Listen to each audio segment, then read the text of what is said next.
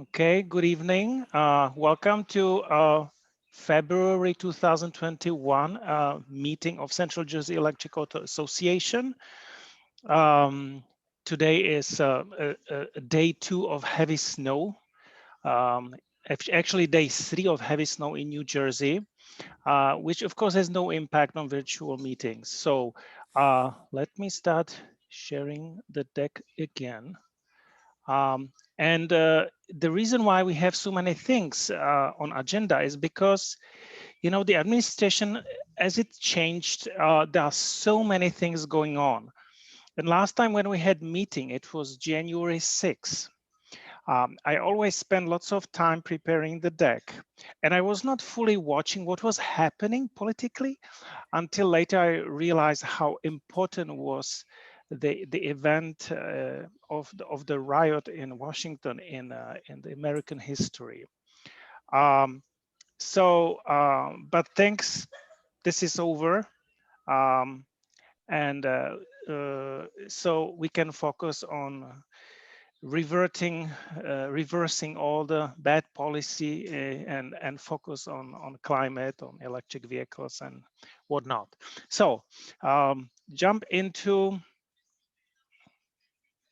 the presentation. So our agenda is we have a guest speaker, Mohammad Akhlaghi, CEO from Plugzio Charging Solutions. It's a new startup. Mohammad has a very, very unique opinion about what is the best charging solution, and I think it's good that we have diversity in options, how we want to tackle our charging needs. And today we are going to spend lots of time on talking about how to install charging station at home. Um, Either by doing it ourselves or hiring electrician and everything that needs to be taken into consideration. I have lots of things in my report, the webinars, and then if we have time for social. So I would like to introduce our speaker. Our speaker is, as I mentioned, Mohammad Akhlaghi, and he's a serial entrepreneur awarded top 30 um, under 30 years of age in 2018. In his company called Plugzio or Plugzio, please correct me. Um, it has active installations in over 20 cities around the world. He created Plugzio out of a desperate need for a charger in his apartment. Plugzio's mission is to be the path of least resistance when it comes to charging electric vehicles. So please welcome. If you need to share, I give you the space. Just if you put me on spotlight, I'm sharing in a new fashion. Just right click on my face, just say, put it on spotlight. I don't know what you are talking about.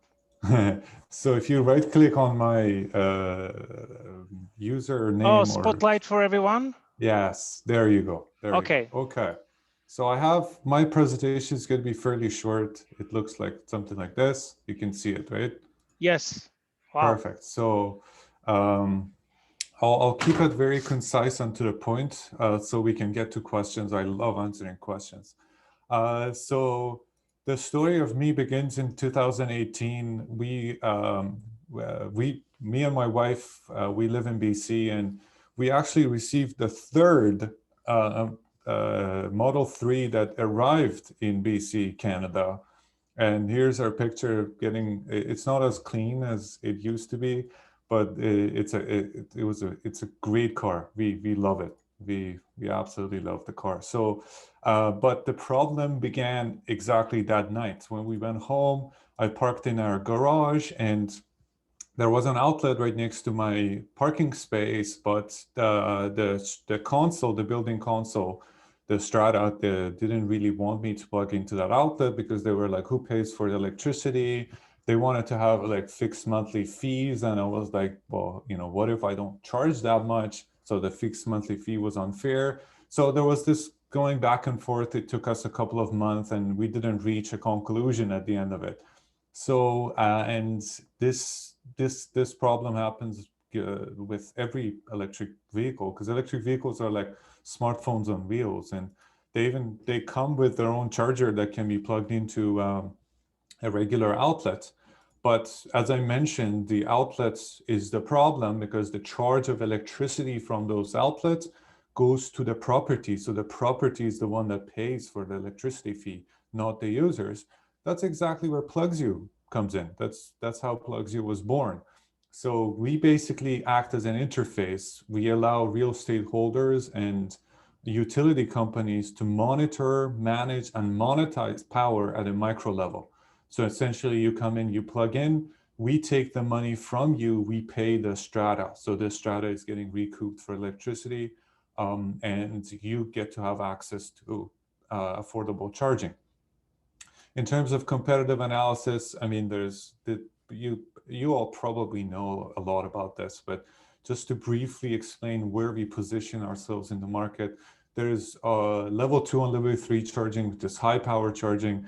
The best use case for these are transient parking. So if a few hours of park, and you get the mileage of charge out of those few hours. So you're basically charging our EVs in short bursts of high power. In other hand, Plugzio is really focused on level 1. So that is our niche market. And the use cases for level 1 charging is beyond just charging EVs. It's charging for electric micromobility, like electric bicycles, electric scooters. An outlet is an outlet, right? In city of Victoria, they installed Plugzio in all of their bicycle parkades to essentially charge electric scooters that go around town. And also battery storage, solar power monetization. We don't care where the power comes from, and we don't care where the power is dissipated. We are a micro utility service. And in terms of electric vehicles, we're designed for long duration parking. Like that's the key word that Plugzio stands for. We give out small bursts of power over long periods of time. It's the definition of level 1 charging, right? But if you consider 90% of, over 95% actually of a vehicle's lifetime is spent parked somewhere, we believe level 1 charging is enough to to be fully charged all the time. Our products, we have 2 different types of hardware products, Plugzio Universal and Plugzio Integrated. Plugzio Universal is a smart electrical junction box. So you can install essentially anything that comes after it becomes smart and connected, with all the features on our software platform, which I will explain shortly. Plugzio Integrated is an outlet. It's an outlet replacement. It's outlet on steroids, if you may. The installation of it is just like a regular outlet, so there's no training or excessive fees for the installation. We often recommend people, when they purchase the product, we tell them, when you call an electrician, don't tell them you're installing a charger, just tell them you're installing an outlet, because a wedding photographer charges more money than a regular photographer, even though they both do the same job. Anyways, Plugzio is thought of as a power vending machine. So the way it works is, by default, the power is off. I actually have the device right here. So by default, the power is off. There's no electricity flowing through the device. As soon as the person comes in, plugs in their device into this outlet, they have to scan this QR code. And as soon as they scan the QR code on any mobile device, it could be their mobile phone or web or whatever, we're platform agnostic. Then on their phone, they see the charge of electricity with respect to that device. And it could be, that is set by the management. The management can set that price. And as soon as they accept, they confirm the charge, the electricity starts flowing. So that's the whole process.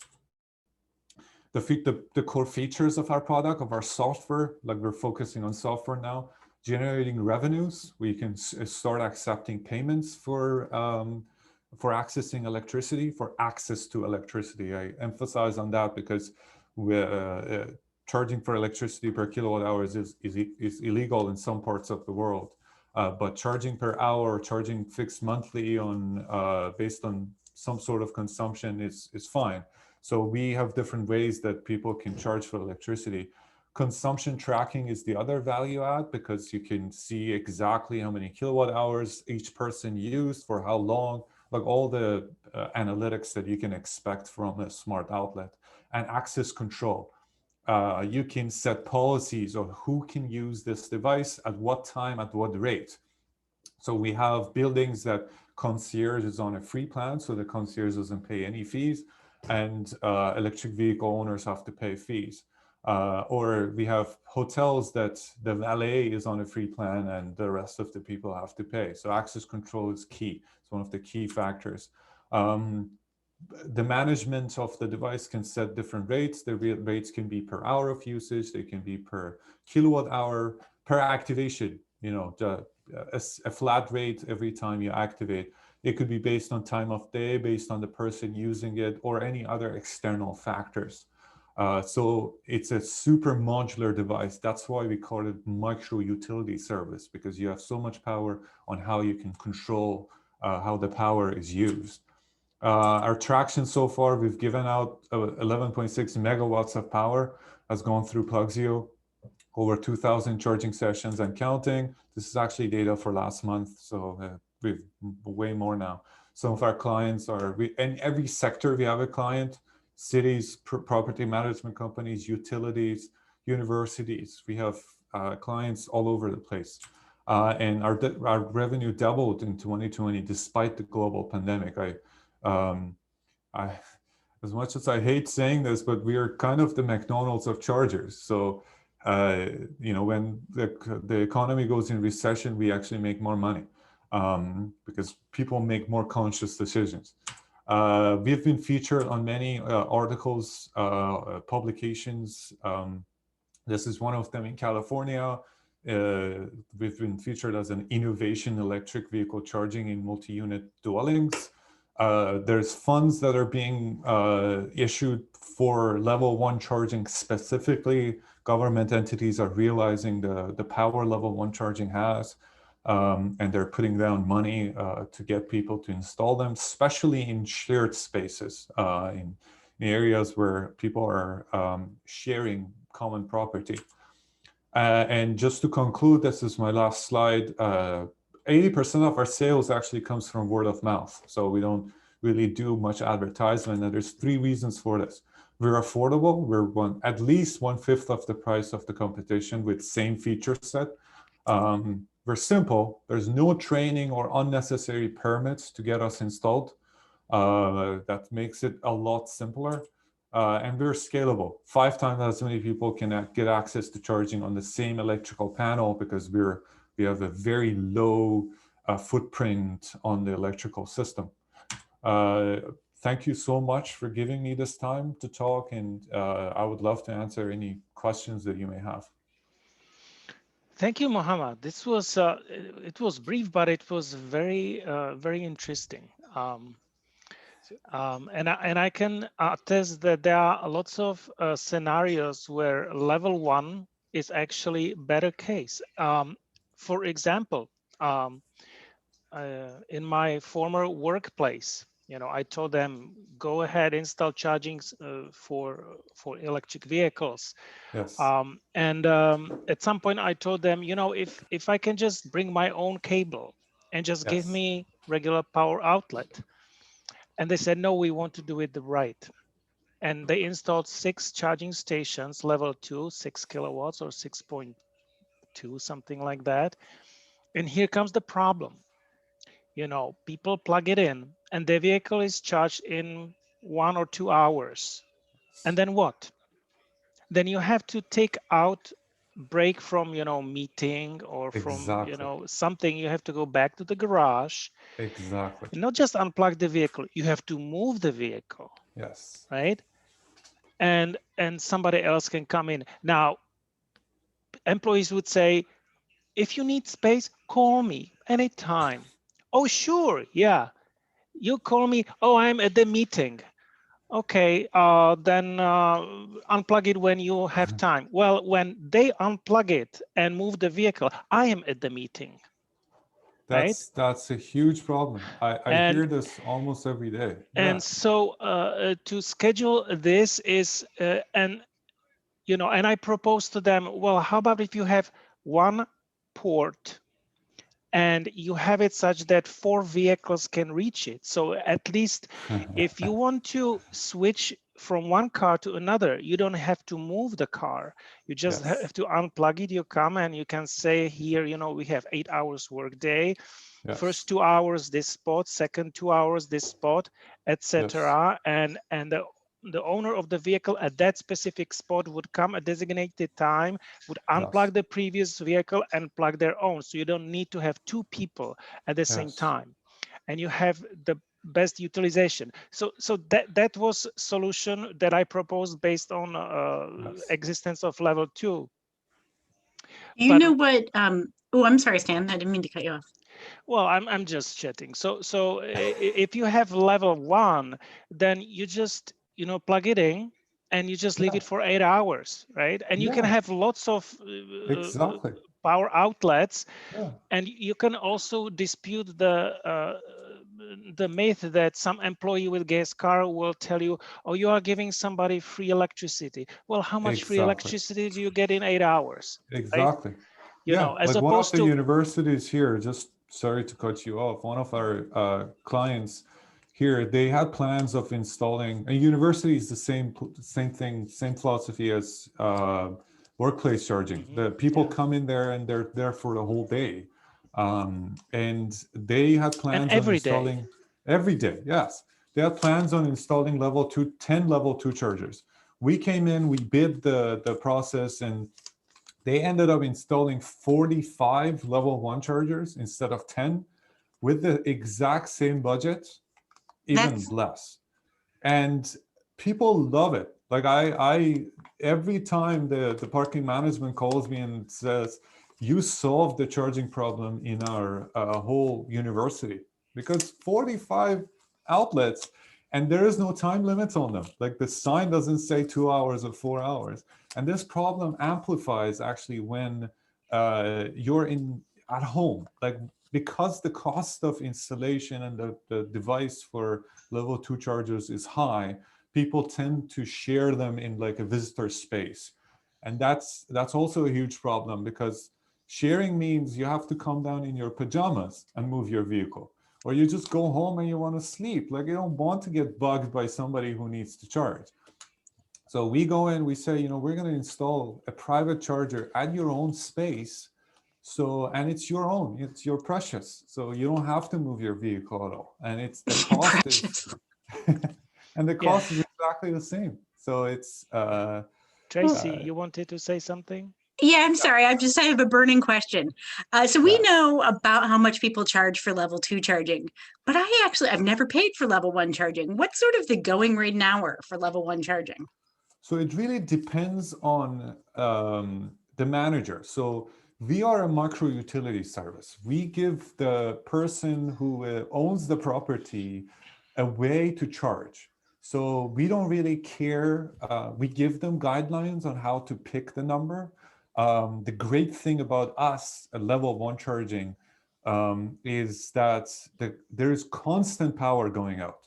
So if you convert the kilowatt hours to an hour, you're going to get the exact number. With level 2, you don't know if the number is always constant, because there's different rates of charge based on your battery capacity and based on your vehicle. Like the charger may be a 20 kilowatt hour charger, but your car may only take 6 kilowatts.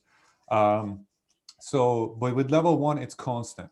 But it really depends on the cost of electricity in the region. I can give you examples. Like in Canada, the average rate that we've seen people set is 20 cents per hour of charge. In California, the average that I've seen is about 50 cents per hour of charge. This is a lot.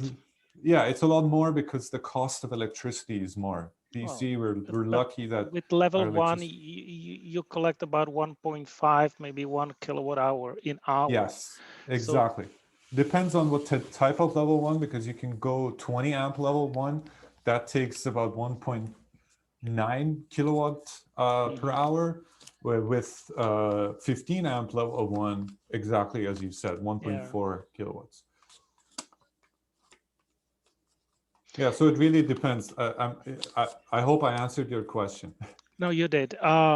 Guys, as opposed to writing questions in chat, you can speak up. Alex, you asked about the Wi-Fi access. Yeah, I assume that these units are wireless to some yes, point? so we have 3 types of communication. One is Wi-Fi, as you mentioned, is the standard, and we'd recommend Wi-Fi for scale. If you're installing more than 5 units, it makes sense for you to install a Wi-Fi router and get a much cheaper device, because you're going to save a lot. The second type of communication is cellular, which this is where our patent lies.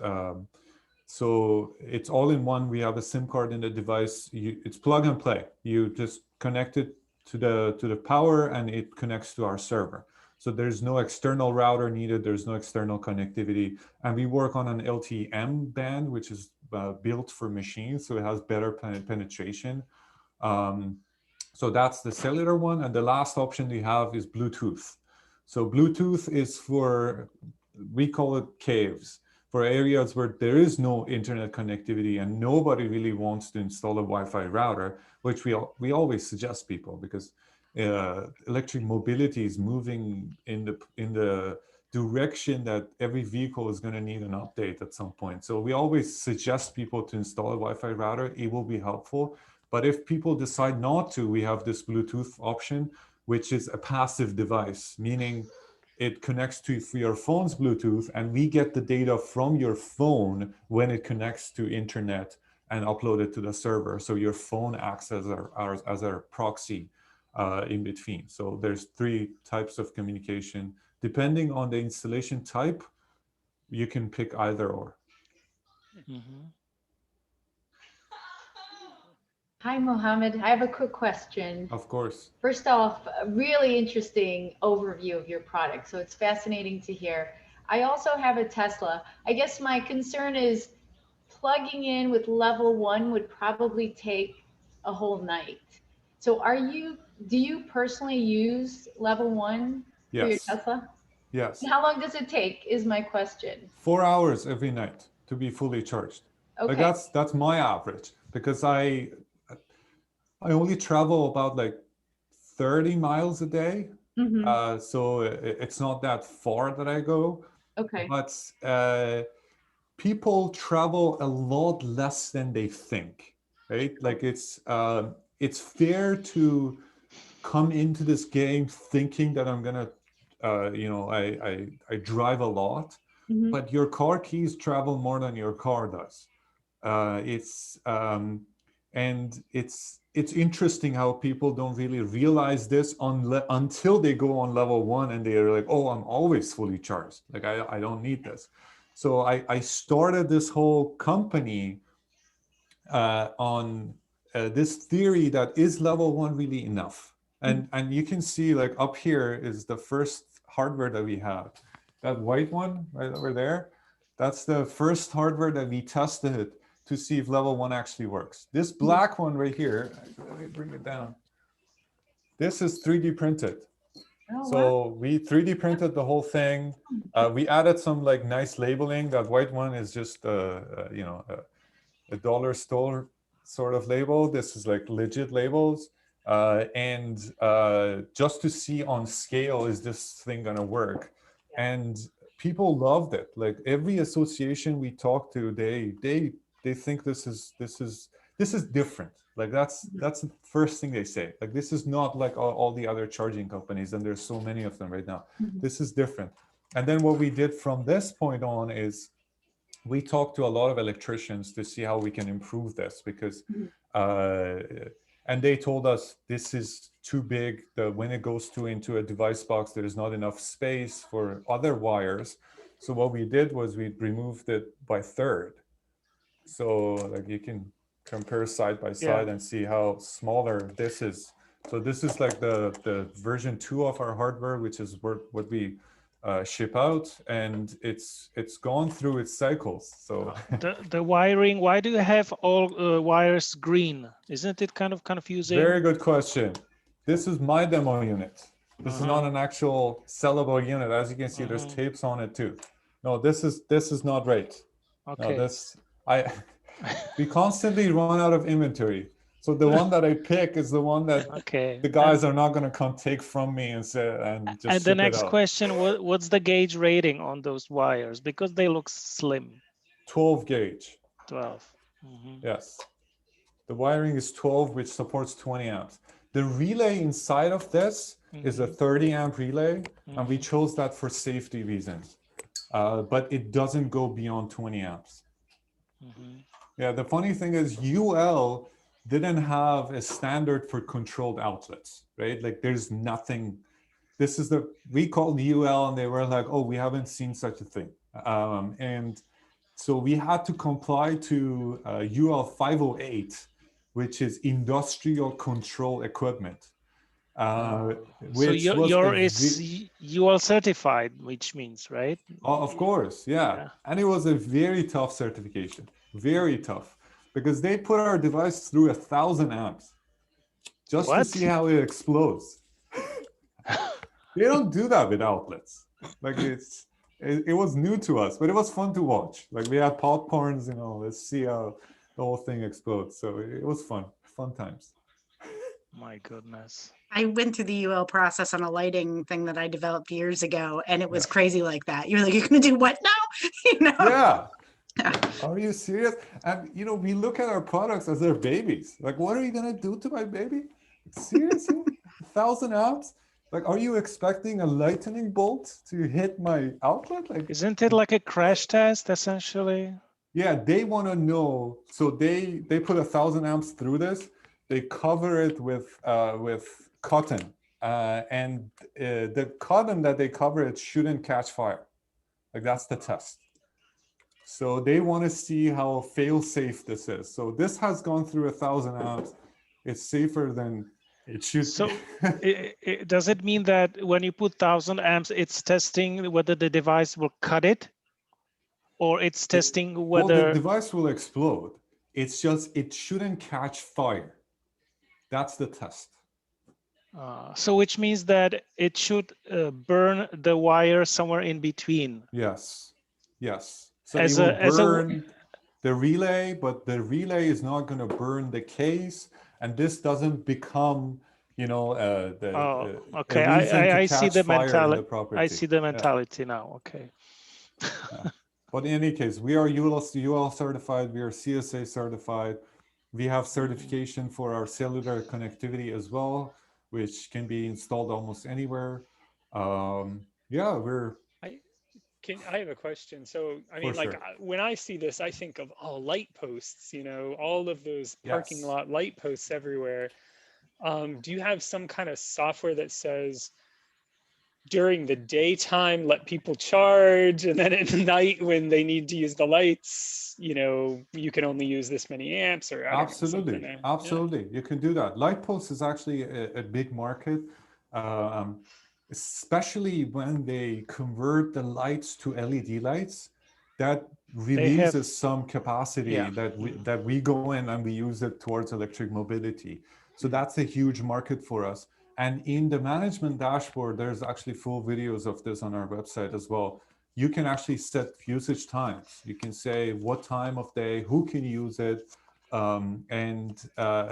It's funny because we talk to cities that, and they always come back and say, this is not only used for electric vehicles, for people who don't have a garage, they park across the street. It's also helpful for construction crew when they need power, because they have to carry generators around. But if lampposts had outlets on them, they could just plug in. I tell you what is it good for the lawn care workers when they need to charge their leaf blowers, when they need to charge their batteries, because so far they're just, burning gas, and they feel hopeless if they switch to electric. How the hell they charge it? So that would be one of the options, Bingo. And we honestly rely on associations like you guys and ladies and gentlemen to support us, because we're the underdogs, right? We're not ChargePoint. We don't have the budget ChargePoint has and to I understand advertise. the point. You know, there is one argument that maybe one can make, which is efficiency. When you charge, then the vehicle, it has ensemble of computers, and Sure. they are powered.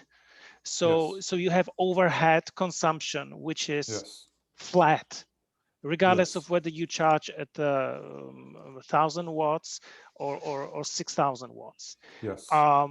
Have you considered how does it impact, because it makes the charging a little bit more expensive, and also because it takes longer time, there is potentially more wear and tear on the vehicle onboard system, because it needs to be powered for longer time to sip the energy.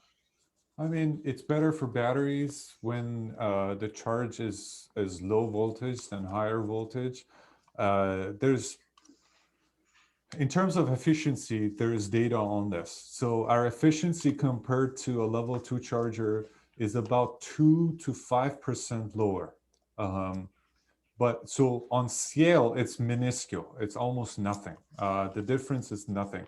And when you read the Tesla user manual, it says a happy Tesla is a plugged-in Tesla. They always recommend the vehicle to be plugged in.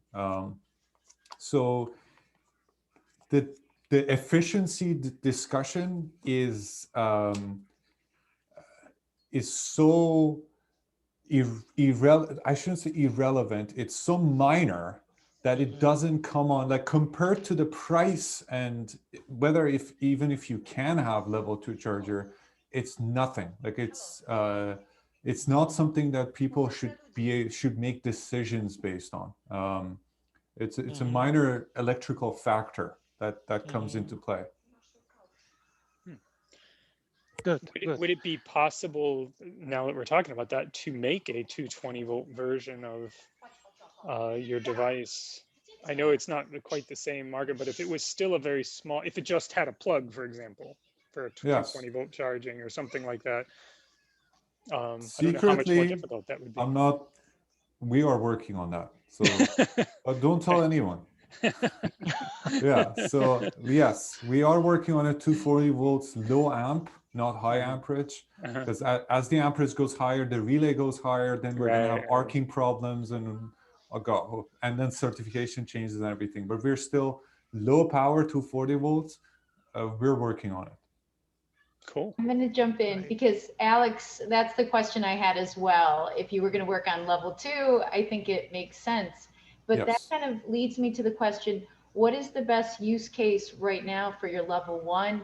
What do you foresee, if you don't mind divulging that? Of course. What would be the best use case for level 2 from what you see in terms of the robust excitement, and now in the US too with the EV push? And I'm sure that's a natural thing. So yeah, Alex, that's what I wanted to ask too. Wonderful. So the way I separate level 1 and level 2 is the hours that your car is going to be plugged in. So for long duration parking, like in apartments, and I'm talking airports. Airports, exactly. These are our markets: apartments, airports, hotels, workplace charging, and we had a marketing meeting. Let me cheat. Hospitals, schools, universities. These are our main markets, right? That people park for extended hours. On the contrary, level 2 is best for transient parking, like shopping malls, gyms, places that you park for, restaurants. Like if I get a call from somebody in a restaurant interested in Plugzio, I change their mind, because it's like you're there for an hour or two. You don't want to get 10 miles. Like, that's just ridiculous. But level 2 is the best case for that. But in properties, especially in places that the electrical panel is shared and it's not easily accessible, level 1 is the best option. for scale, for private charging. Like I always say, if you have to think about load balancing, you must also consider level 1. Because load balancing is basically taking this high power that people don't need and dropping it down to almost level 1. So why don't you start with level 1? But if you don't have to think about load balancing, then level 2 is the best option for you. And I always suggest it to people. Does your software, can it do kind of that feature where you would do load balancing for people? Like, like let's say I have an electrical panel that will charge 10 cars, but I want to have 20 spaces where they can, you know, will the software help you with that? Yes. So load balancing doesn't really make sense for level 1 because you can't get any slower than level 1. But what we do is time sharing. So what we can do is, and we've done before, is if you install Plugzio on the same circuit, you can say if one of them comes on, the other ones stay off. There's no way they can turn them on. So you can time share, you can, but you can't load balance, like the voltage doesn't drop. The voltage is always stable. And people like this about us because when you charge for hourly rates, you can't, this comes from my experience as well. Like I plugged into, I was desperately in need of a charge. I had a presentation. I plugged into a level 2 charger. I looked at the screen. It told me it's giving me about 30 miles per hour. I was super happy. I was like, this is perfect. I can get back home. I came back and it was only giving me 5 miles an hour because 4 other cars plugged in. Like it dropped the charge. So I thought that's cheating. Because it costed me the same, right? The cost didn't drop, but the voltage did. So in our management, we don't drop the voltage. We only charge people for, even we have technology that if you're paying hourly fees, and a lot of properties, usually apartment buildings do that. If your car gets fully charged, the power gets shut off. So you don't pay for when your car is not charging. Any other questions? Okay. Wonderful questions. If I have a question here. This is Dave in Houston. Have you looked at adapting your technology for under vehicle wireless charging? In other words, someone just pulls into a parking place and automatically connects and charges at level 1? Absolutely. See, that's the beauty of Plugzio. We don't care what gets connected to it. Like you can connect it to a wireless charger. You can connect it to your hair dryer. We don't care. So it's not, we are a charger enabler, and you can connect a wireless charger to it.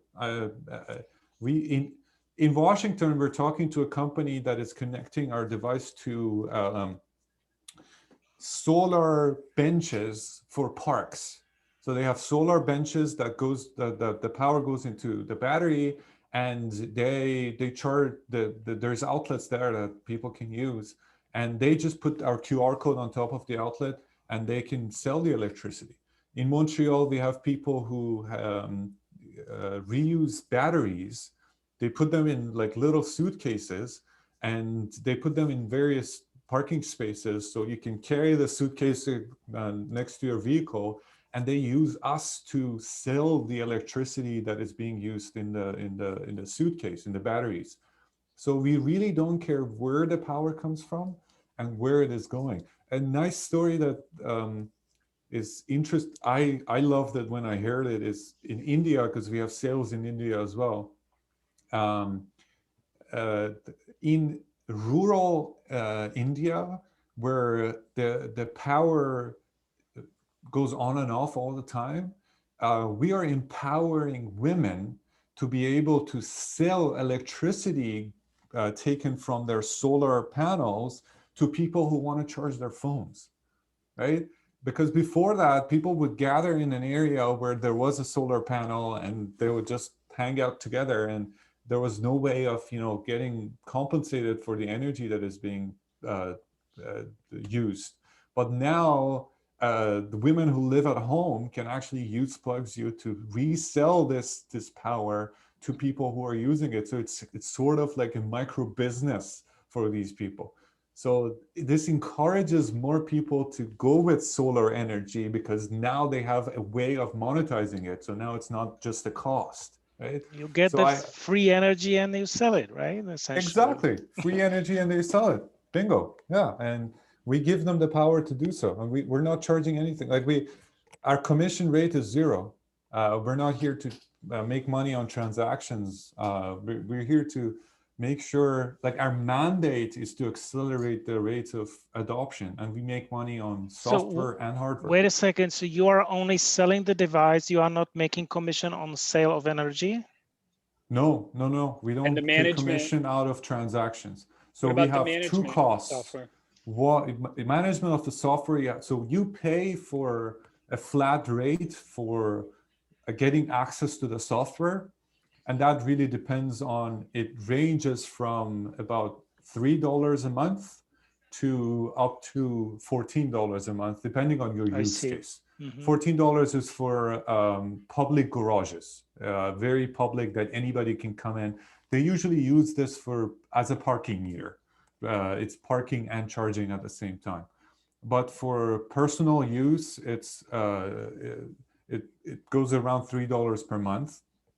And that's it. You get access to almost everything. There's no commission on transactions. Whatever you charge, you can pocket. Is there, like, you know how sometimes credit card places, in order to use a credit card, you have to have a minimum purchase because they don't want to pay a credit card fee or whatever. If you use this for a month, you weren't going to get a bunch of transaction fees, like the person who owns the meter. Yes, so there is transaction fees. We work with PayPal.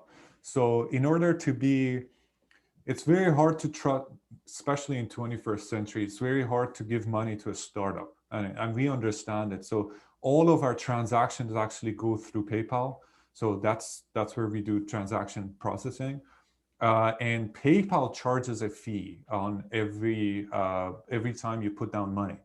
But we have a wallet system, just like Starbucks, that you can fill up your wallet, and every time you use any of the Plugzio devices, money is taken off of your wallet. That's basically how the whole system works. Every property has a wallet, every user has a wallet, and you can have wallets in multiple currencies, you can have different wallets. And I've seen even property management companies who manage multiple properties, they have different wallets for each property. So money gets transferred into each of their wallets, which means the accountant doesn't have to separate the accounts at the end of the month. It's all already separated. So that's our transaction processing happens through PayPal. We don't handle that. Do you have like a sample of, like, you know, this is somebody's transaction feed for like a month or something? Fee for the so that I think PayPal charges 2.9%. As far as I remember, I have to double check.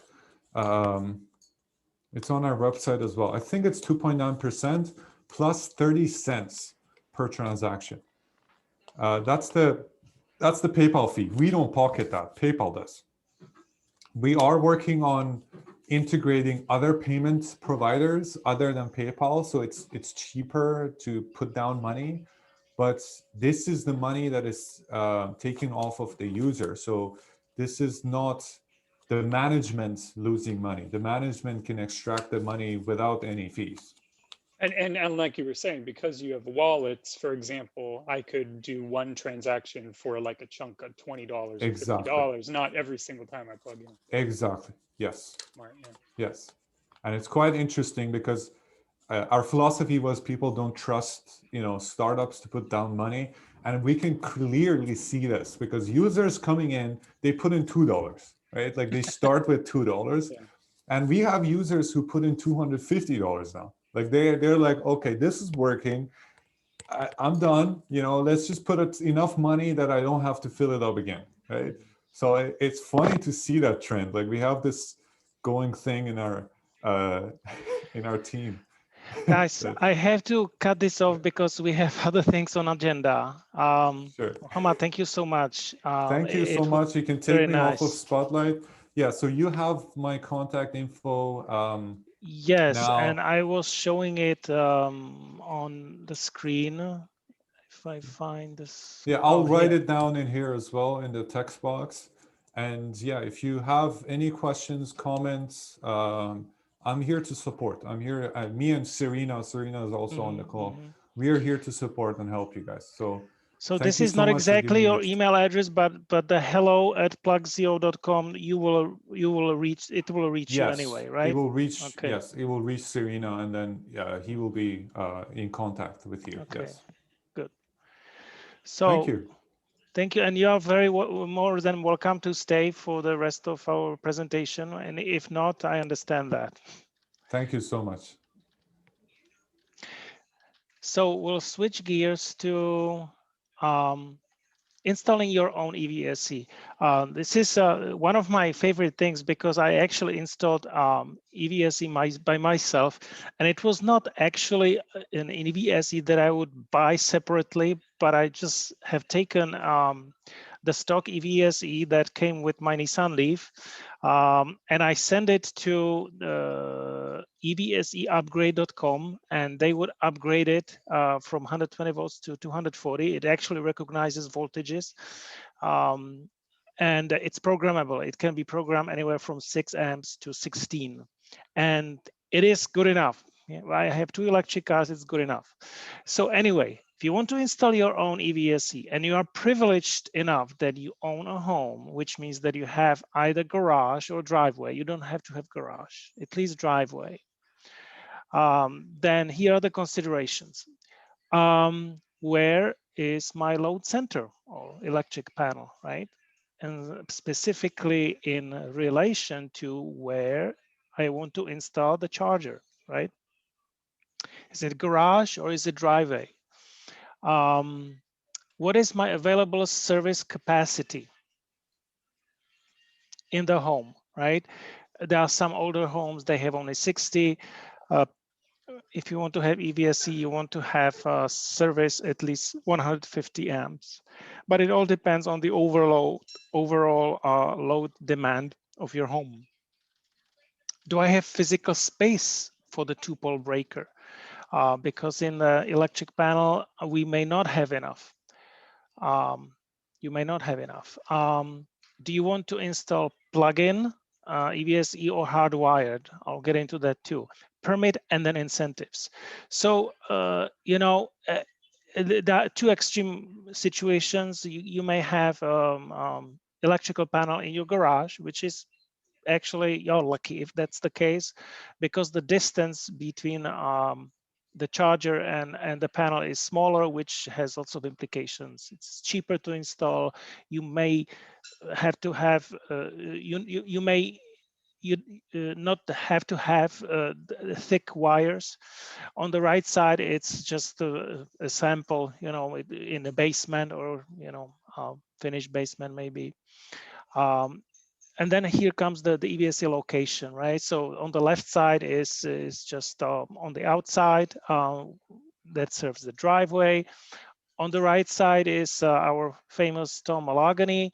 It doesn't mean that you have to have so many. It's just, that's Tom, and with his license plate.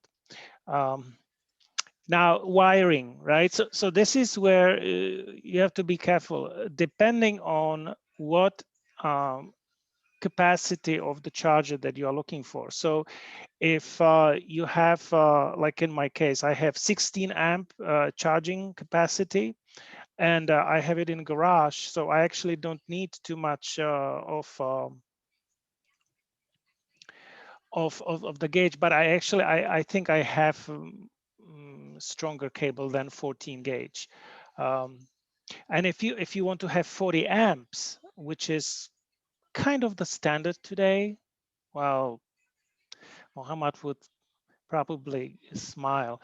But so, and you need to wire it from your garage, not from basement all the way to your driveway, you need longer distance. So you may need to have 4 gauge. So that has implication. It's more expensive. It's more difficult to bend. You have to guide it through your house. You need more of the conduit.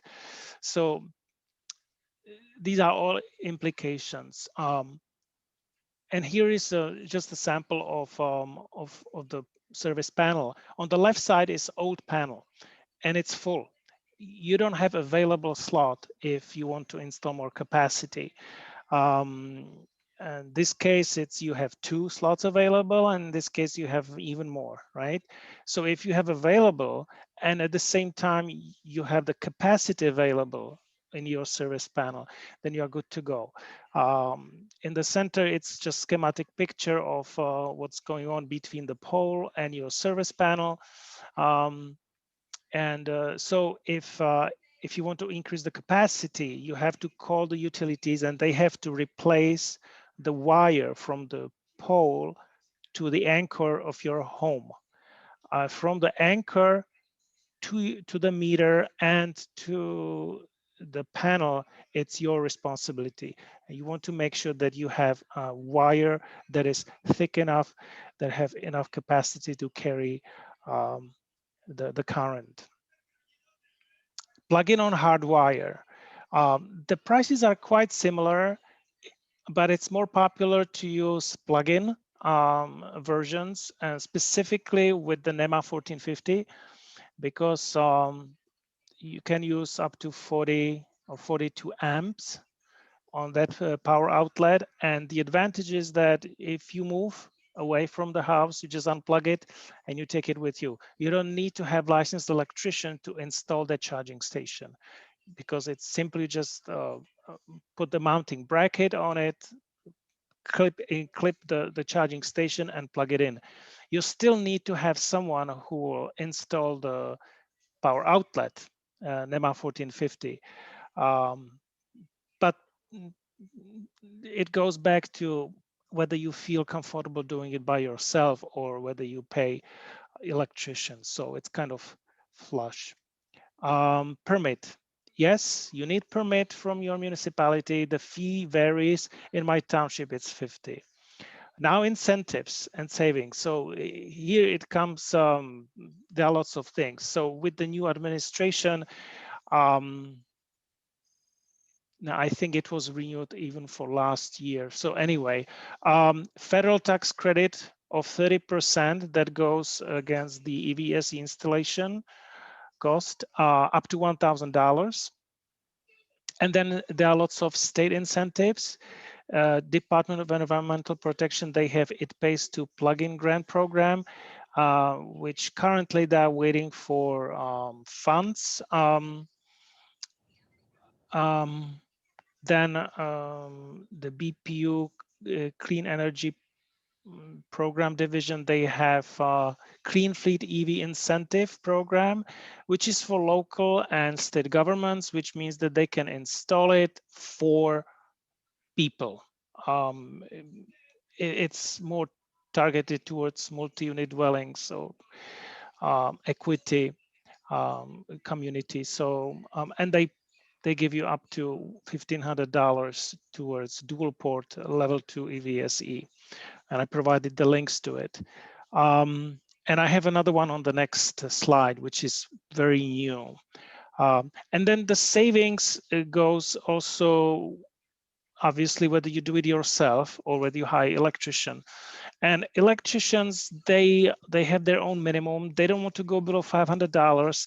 And if I have an electrician on call today, they would probably say, hey, 500 is not even enough as a minimum. So, be ready that it will easily go to $1,000 just for the install.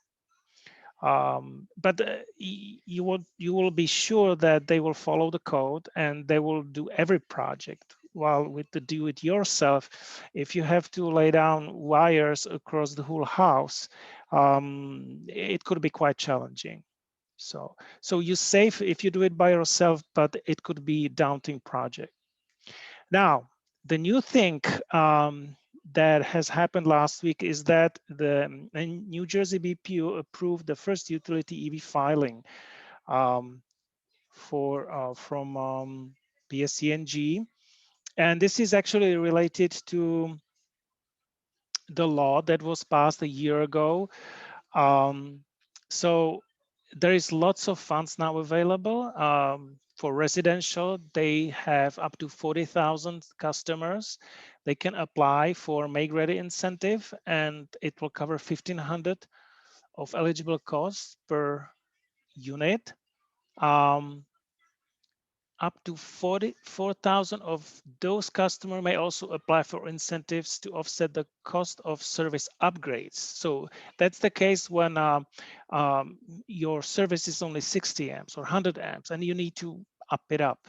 So you have to replace the load center, you have to replace the wiring leading to that. So small fraction, 4,000, it's a good number, 4,000. They can get up to $5,000, and this is very good money, very good money. Another for residential, other option, residential customers may apply to receive incentive that discounts off-peak charging. Yeah, off-peak. At night, typically you can get lower rate. And they may evaluate and propose long-term residential EV tariff based on cost of service study. So this is something they have to figure it out. Overall, they have a budget of 80 million. So hey, you know, this is good budget for that. Mixed use, commercial level 2, non-residential customers may apply for incentive to offset up to 7,500 of make ready cost per network level 2 stop for up to 3,500 stubs total, plus up to blah blah blah 10,000, and the budget for that they have 35 million. Beautiful. Here's the link for more information. So that's very fresh news, and it's good news. But further to this filing, it's also for the DC fast charging. So 300 new DC EVSE sites available for public use. 25 grand will be paid for make ready. Up to 50,000 for utility side make ready costs were applicable. And there are some others. And they have 40 million for that. Pretty nice, pretty nice. And I really like that they have really lots of funds available for the residential, because this is where most of the charging happens. And this is where the lower and moderate income people can benefit from it. Okay, any questions before I go to the chair report? Unmute yourself. Nope. Are there people who came here today because they're interested in installing chargers who might have other questions? Because a lot of the people I see here are people I know who already have chargers. So I'm wondering if, I just want to give those people a chance if they want to introduce themselves or ask questions or anything like that about getting a charging station installed. If not, I will continue, and we can, at the end, when we have time, we can chat among each other. How do we install? What are our solutions? So that, you know, for people who see the recording, it's as efficient as possible. So, chair report. As I mentioned, the new administration is just, you know, dream come true stuff for electric vehicles. We have lots of good news, lots of administrative orders that are just, you know, very good news for electric vehicles. As you probably heard, President Biden said that he intends to replace the entire fleet of federal vehicles with electric vehicles. Didn't go with with any details, but that fleet is 645,000 vehicles, and that's a strong message to send to the industry. You know, and it's not going to happen quickly. We know that it takes lots of effort. We have to replace the mail trucks, the Grumman LLV, low what's the LLV? Long life vehicles. They have 17 mpg efficiency, and they are not particularly huge trucks. And they don't have any comfort creatures. They are underpowered.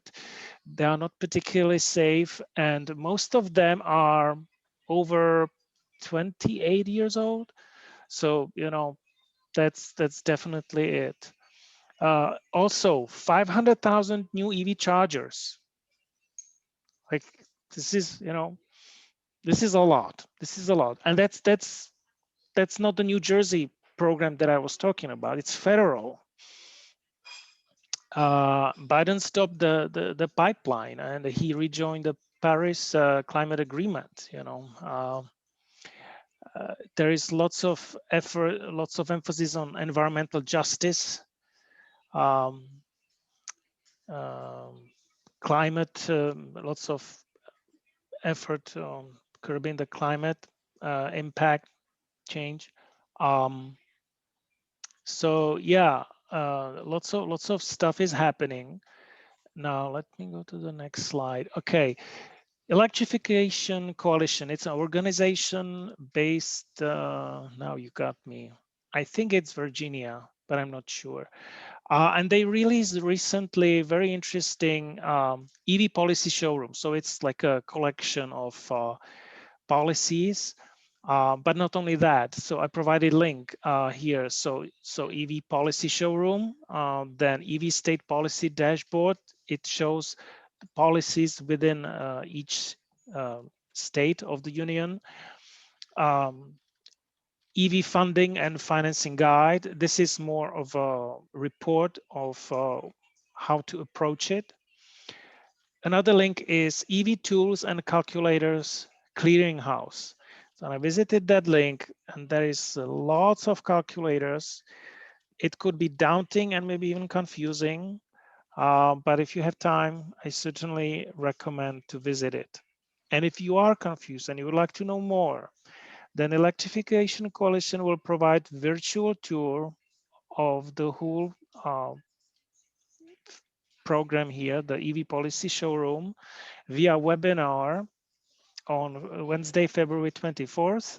You can click for the Zoom. Now, click. Yeah, I have to give you access to the presentation so that you can actually access it. So wait until the end of the presentation. Plug-in America released very interesting report, top 25 states supporting the EV driver. This report lists the top 25 states that are leading the way with supportive policy measures currently implemented and enacted for the EV drivers in 4 categories: policies that affect EV drivers before they purchase a vehicle, during ownership, and then the infrastructure build out. And finally, also EV education and outreach activities. So New Jersey is number 4. And the way how we made it to number 4 is they include the EV purchase incentive of $5,000, which right now we don't have it. But it's in the overall scale system, we would be losing probably a few points. It would not make overall a big dent. But so when I received this file, I think it was yesterday or 2 days ago, I was quite intrigued because this is lots of useful information. And when I arranged those 25 states based from the highest to the lowest score, I could see that there is a trend between blue and red, quite a heavy trend, as you can imagine. But then I also got a separately data set about the EV registrations throughout the union. And I was looking into correlation, and it was not as simple. There are states where, they don't have as much of the policies, but they still have very good adoption. So, this chart is it's fresh. I just prepared it yesterday. So on x-axis you have a gas price, which is actually it's not the best data set that I could get. I got it from EAA. These are not perfectly historical data. These are rather recent. And on a y-axis is the Plug-in America policy score that I mentioned. And for the 25 states where I didn't get the score, I just assigned one just to break them apart. And the bubble size is proportional to the number of registered EV vehicles per 1,000 residents. So you can see that state like California, which we all know, has very good EV adoption, but not only that they have strong policy, they are the strongest in policy, but they have also the highest cost of gasoline. Interestingly, Hawaii, which is somewhere in the middle, speaking of the policy score, they have also very good adoption, but that's because they have a high cost of gasoline. Another successful states is Washington and Oregon. Interestingly, Massachusetts, now the bubble is very faint. It's here and it's fairly small. They are number 3 wait a second. No, number 2. But they do not have as much adoption per 1,000 people because they have cheap gasoline, I guess. And we are right here. So what this data may suggest that if we couple the policy with not significant, but moderate increase in gas prices, like, $3, doesn't have to be 4, okay? It looks like that 280 is already a break point. That could have a substantial impact on the EV adoption, okay? Another thing I want to report on is our association, the national, is a chapter leadership meeting that was on January 14th, which was very, very interesting. Other than the president, April Bolduc, and Elaine Borsad, there were speakers from Plug-in America, Catherine Steinken, Scott Wilson from Maryland, and others. And the most interesting was, so before I go to the next slide, these meetings will be quarterly. If you are interested in attending, contact me. Here is my email address, okay? So the most interesting thing is was the website pluginsights.org that tracks legislations related to electric vehicles. And this is just a screenshot. It doesn't show all states, like the electrification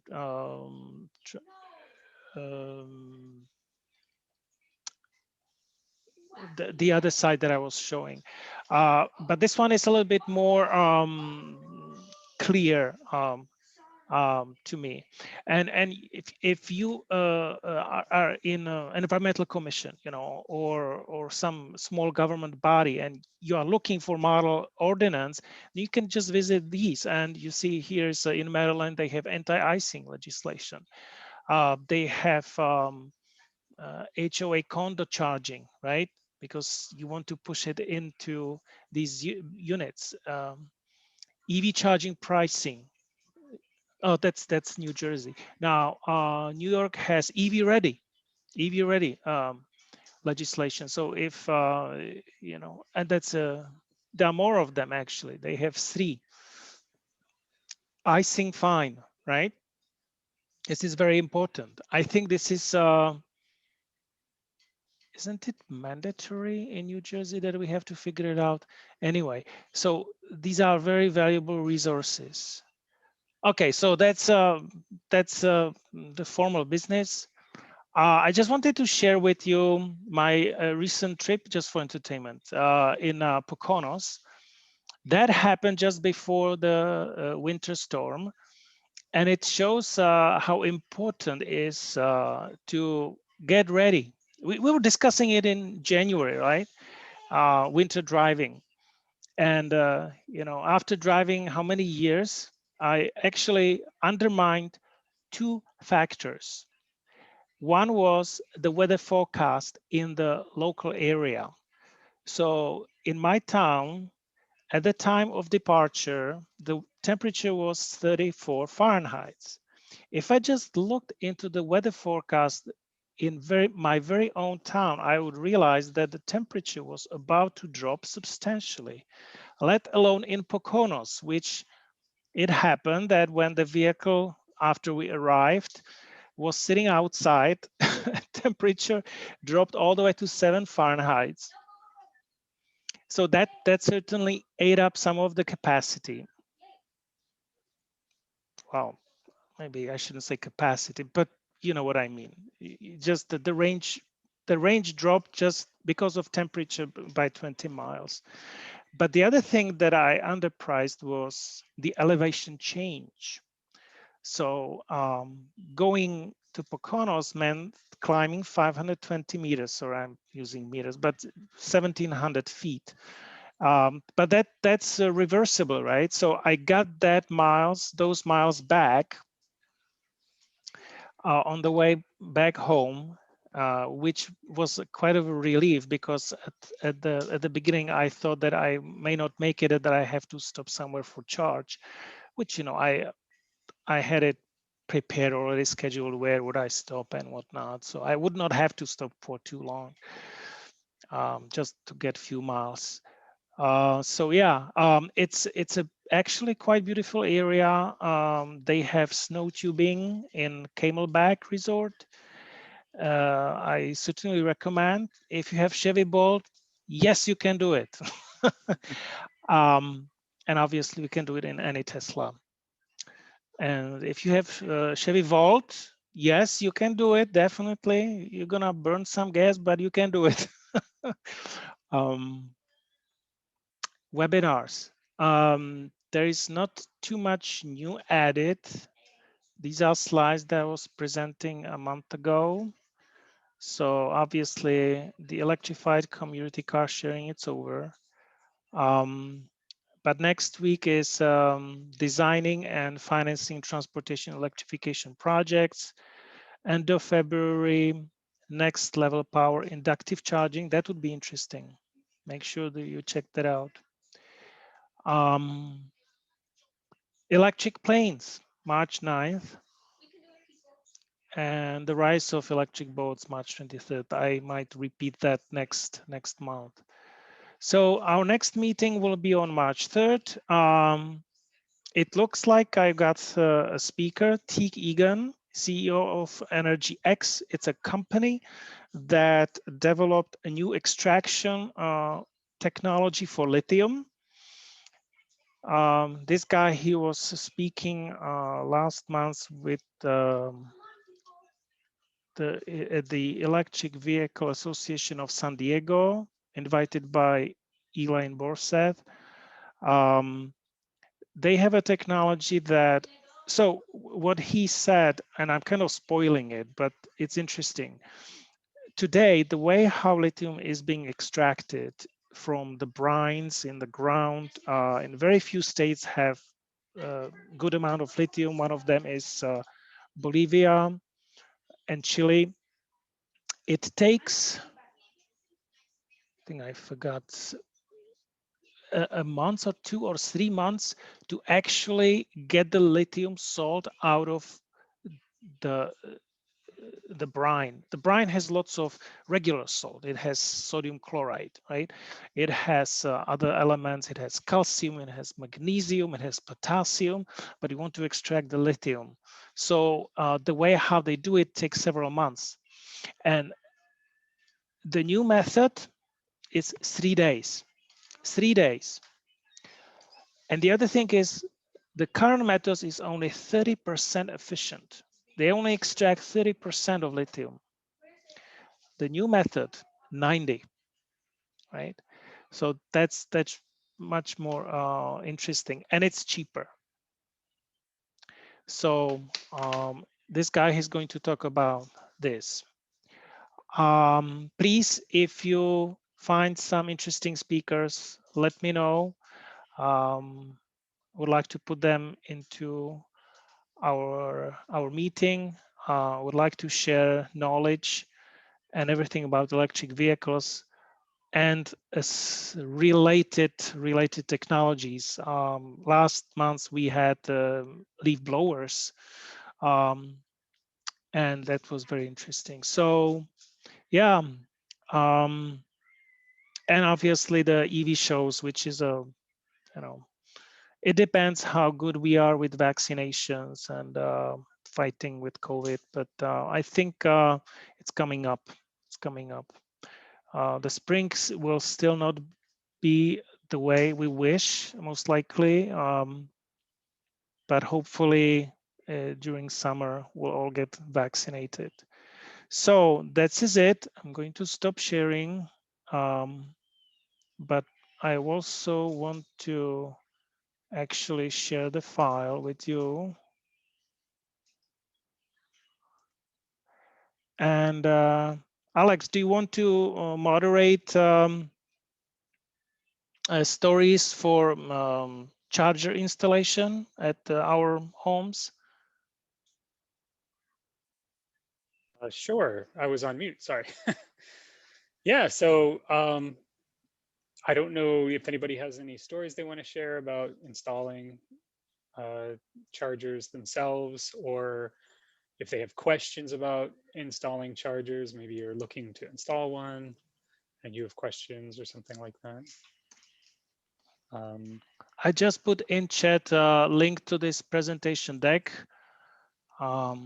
Everybody should have viewing access.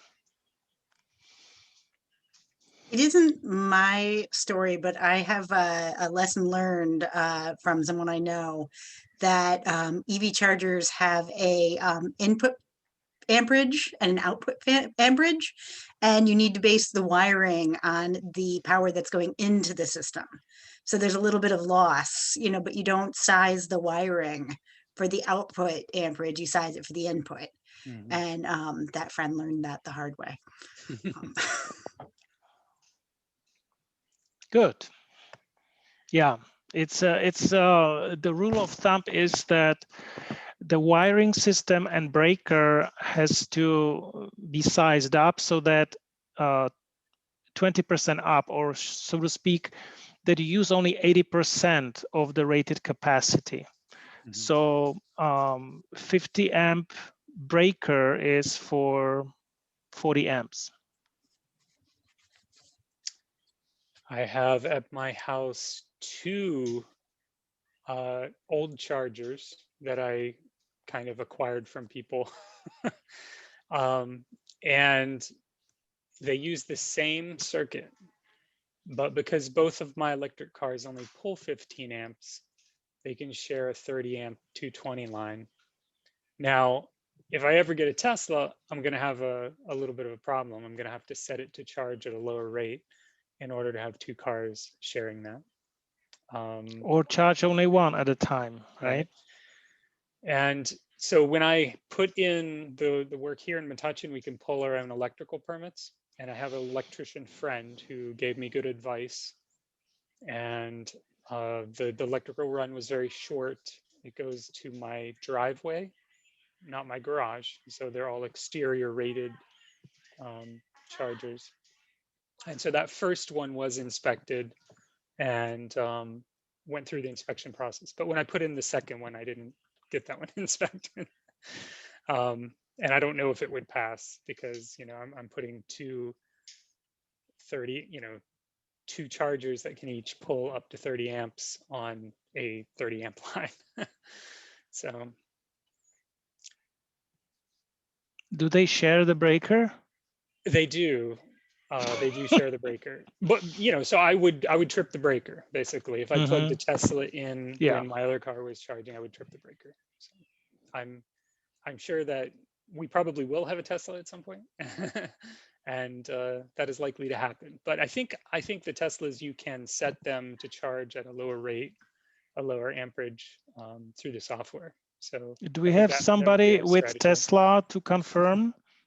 Mike Baskin, can you comment whether you can adjust the charging rate from the inside of the vehicle? I believe you can. I have never done it yet. I will check when I get off and I'll email you guys, but I think that Michael Thwaite and I were playing with that feature of I have a level Model 3 in the garage. Yeah. Yeah. Because at one point we were trying to use the inverter on my Volt to charge his Tesla, just as a joke. That would go good. As a joke, and so we were adjusting the Tesla charge rate as low as it would go. How did that work out for you? Well, unfortunately, the Tesla senses the ground. It has some kind of ground sensing technology, and because my car wasn't really grounded, the inverter on my car, it's not really attached to ground. So I think that that's probably why the Tesla didn't like it. It also might have been the waveform, although it's a pure sine generator. So I don't know. I think the way how it measures ground is it measures resistance between neutral and ground. Yeah. And you should have not continuity between them, but also not complete disconnect. Right. I think if you set up a resistor between the ground prong and no, where seriously. Where were you when we were trying to do this, huh?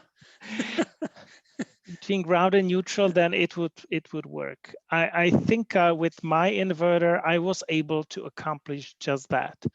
I was able to charge my car, and I think I set up the current to 6 amps. You can imagine how slow that is. So it is software configurable on the Bolt as well? So I was using the EVSE upgraded unit from Leaf, and that one has the adjustment on by itself. I see. So, but the Bolt does not have the option to slow down the charging rate.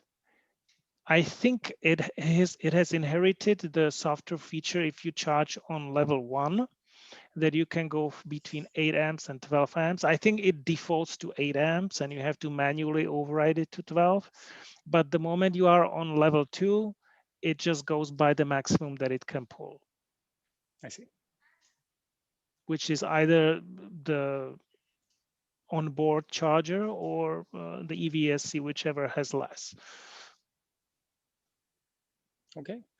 Are there other questions about charger installs, that sort of thing? Anybody want to comment? How can we get more property owners to put in Plugzio? Hey, Laura, thank you for coming here. Thank you for the invite. I really appreciated taking in all the great information that you're sharing, and your first guest. It's been really educational for me, so I appreciate it. It was educational for all of us. Yes.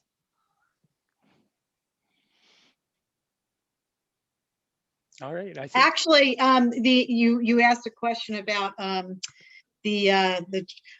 Sustainable Jersey, if you guys are not familiar with that organization. We are. Okay. So actually, of course you would be, because that's sort of how I found you. But they have a network throughout the state, and when they incentivize something, it becomes a thing in New Jersey. So that might be one outlet you know, to encourage that type of thing. Let me touch on that for a minute. I'm on the environmental as well as the green team, and my township has a silver rating, and we're trying to And pursue it's a gold rating. East Windsor or West Windsor? East Windsor. East Windsor. Okay, and right now the only township in New Jersey that has a gold rating is Woodbridge. Correct. And, you know, Woodbridge, I believe, has their own staff just that deals with sustainable and everything. But we are, I can't say it's going to be 2021, but it might be 2022. That, I mean, silver is not a problem, but we're going to shoot for the gold. And we're looking at putting EV chargers through the town and looking at all the requirements. If you go on Sustainable New Jersey, they give you the requirements on points that you have to qualify for. So to that point, they Sustainable Jersey lists resources. So if this type of product could be listed as a resource, then people could see the availability of it. That this is true. And if you go on Sustainable New Jersey, it does give you those options. And like right now, we're going through, I mean, the initial steps, which is really basically have to amend the township ordinances to include EV chargers and EVSEs through the township. Before you could even go through another step, these are the requirements that you have to do. So we're in this first stage of just doing the wording at the moment. Yeah, there's an action called Making Your Town EV Friendly. That's correct. Probably what you're working towards. That's correct. There's actually two of them. Yes. Yeah. There's infrastructure, EV infrastructure. Yes. And I just completed a silver certification for our town, and we have the EV infrastructure, but not the Making Your Town EV friendly. Electrical vehicle friendly and right. public electrical vehicle charging infrastructures. Yes. Yeah. So like I said, we're on the initial stage. We have the silver. We've had silver for a couple of years, and we're working our way towards the gold, and we're using the Woodbridge as a you know, as a guide for us. And but you know, one of the things that I was going to talk to you about, you know, one of the requirements or that they want is training for ambulance drivers, EMT drivers. They're looking for organizations to come in to work with them to train on, you know, EV accidents and how to get people out. So I think that this is something that we should be able to develop a program to help them. Yeah, that's what I was thinking. Plus, you know, also they require a show, some sort. Certainly not how to get the people out, because this is generic thing. But when you have a fire, or let's say if you don't have a fire yet, there is a service disconnect, which I already figured, you know, how to look for it. Yeah. But when the battery is on fire, then it becomes quite complicated. Yeah. Hey, wasn't Plug in America or something offering some training on that? Was it Plug in America, or am I? I can ask Tom Malagany on that. I think Plug in America does, and I think also I believe Plug in America is training dealers definitely through a Plugstar program, but I'm not sure about yeah. Maybe it was maybe it was Tesla training. Tesla, they definitely do. They do training for Teslas, you know. Yeah. Right. If you look in that action in the resource section, all the way at the bottom, there's a link for an organization. I can't remember what the anagram stands for, but it's NFPA, I think. And it has National a free Fire Protection Agency. Something like that. Yeah, I just didn't want to say it and get it wrong. They have a free online training, and it is, I've watched the whole thing, and they have sort of a longer format version and a shorter format version. And it's a little bit hokey. It's supposed to look like you're in Jarvis or something from Iron Man, like the way that it's designed. It's very stylized. And it's a little bit silly looking, but when I watched it with first responders, and they said, okay, yes, it's a little stupid, but I absolutely did not know many of the things that were included in that training. So they found it really valuable. And that's a free training, and it qualifies for the points in that action. Yeah, I know the Delaware Valley Tesla organization I belong to also, they offer trainings. That's what Jason's not here, but Jason would know more about that. Yeah. Jason Kaplan? Yeah. I don't think he's in today. No, he's not. Yeah. But all of these things we're looking at probably is not going to happen until maybe second or third quarter. I just want to maybe switch a little bit of gears. Today we have actually special guest from Texas, David Hanson. He's the president of the Houston chapter of Electric Auto Association, and he hasn't moved since he's been on this show at all. Is he there? Is he really there? Yeah. I'm just. Picture has been frozen on my face. Hey, David. Yeah, I'm here, but yeah, I'm in the dark right now. So if I turned on my camera, you just see black. But yes, this has been very, very educational. Yes, our meetings are on Thursdays. And so this is great to be able to be listening. So is your meeting tomorrow? Yes. And so I invite everyone to go to heaa.org, and we will have a speaker from the Aptera company. Wow. I'm in. Yeah. It's City Wheeler, right? Yes, exactly. And so it will be very exciting. And it's your time, it's 6:30, or what time do you start? Our okay, so that will be heaa.org website, and there's a registration link there to get the Zoom link. And so correct, Central Time, it's at 6:30, so it'll be an hour later Eastern Time. We will have 7:30. Yeah, not a big deal. And we do those meetings the first Thursday of every month. So yes, everyone's welcome to attend and ask questions, of course. And so that would be exciting. It's a Zoom from Electric Auto, right? It's our own Zoom account, but it's you have separate account? Yes, we have a separate account. Oh, okay. Because typically what I do, I go to the national Zoom account and I see the list and I self-invite to wherever I want to go. So I would not see you, right? No, we just to have more flexibility. That they have certain rules as far as recording the meetings and so forth with the use of the national account. And we just found it's worthwhile to pay just a small amount and have our own account. And so, yes, we always warn our speakers that we want to record and also take their presentations, and then we post those. So also through our website, you can get to the recordings of the past meetings. We have our own YouTube channel where we store those after we take them off of Zoom. And we also now record meetings. I was reluctant to do that. Just on the basis that we used to have physical meetings which were not recorded. So I was like, why should I? But then, it's tremendous value, actually. So often people are traveling or, they have some other constraints, they can't take part. Yeah. The way people get to not ask questions live, but of course they get to get the information. Yeah. Okay. Do we have anything else? David, you didn't speak today. David Dragonetti. I just wanted to comment on one thing. I found it really intriguing when they were talking about the, the parking benches, the park benches with electric outlets that are solar powered. I thought that was really intriguing. So hopefully that's the wave of the future. Yeah, you have canopy, and the canopy is generating value, right? So.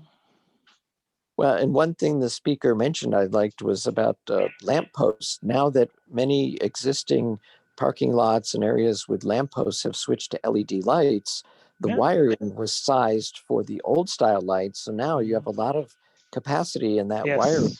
All you need to do is provide in other words, you don't need to dig up and so forth. You just need to tap into the wiring of lampposts. You have to be concerned about what voltage. Some systems of parking lot lights use an unusual voltage, unusual for charging of cars. They're systems of parking lot lights that have their own separate type voltage systems. But as long as someone checks and makes sure that the system is going to provide a standard voltage that cars can use, it's a very, very practical way of now using wiring that was put in before LED lights came about. Exactly, you save on trenching, digging. So it's a major cost saving. They have it in Europe. It's called Ubitricity. If you check the fully charged, one of the shows that Bob Llewellyn made, it's already 2 or 3 years ago. Ubitricity, spells with U. And also, I think Canadian company Flo, F-L-O, they also have this option. It is not as common in the United States, but I think the days are coming. Yeah. Very good. Okay. Anything else? This is Kathy. We did get an email about the Drive Electric Earth Day already. And they are organizing a great EV events webinar on Friday, February 12th. I don't see the time yet, but it's from Kylie Morgan. And she did say that due to COVID-19, that Sierra Club is not participating, but we do still have EAA as well as Plug in America as sponsors. And the website's driveelectricearthday.org. So they're looking to get events registered online events. So you said that on February, what is or some sort of orientation or? Well, it's their first training webinar of 2021. And it's EV event ideas, best practices, free resources available to deed captains. Registration is required to attend. Did you get that, Stan? Do you want me to forward? I think I must have got it. I have my email box is just. Yeah, no, I know what you mean. I'll forward to you. That way you don't need to look for it. I'll forward it to you. Yeah. Okay, thank you. And thank you for being here. I didn't hear from you for a while. It's like a deep winter. Yeah. Sorry, I was had a couple things going on. I missed 2 actually. I'm sorry about that. I'm glad you are doing well. Yes, I suppose. I was okay. I've been healthy, thank God. Knock on wood. I got my first vaccine, so I'm happy about that. Oh, you did? Good. Yeah, part of the school system, So yeah. I will have to wait. Get my second one next week. Wow. Oh, good for you. Good to hear. Which one you guys getting? First one tomorrow. Are we getting Moderna or Pfizer? We both got Pfizer's. I got Moderna. I think I will have Johnson & Johnson. Whatever it comes, you'll take. Yeah, I think because that one will be only one shot. I think it will be cheaper and it will be for the rest of the population like myself, Although, Yeah, you young guys gotta wait. I'm not as young as I used to be. You're not as old as me, so. I know. But yeah, my kids are not on schedule at all because they have cut off 16 years. Whoever is younger, no way. So, okay. All right. Thank you everyone for attending. It was great. Please stay safe. And the next meeting will be on March 3rd. There will be announcement on Facebook, on Meetup, and I'll be sending email. Okay? Thank you. Okay. Be safe, everybody. Have a good one.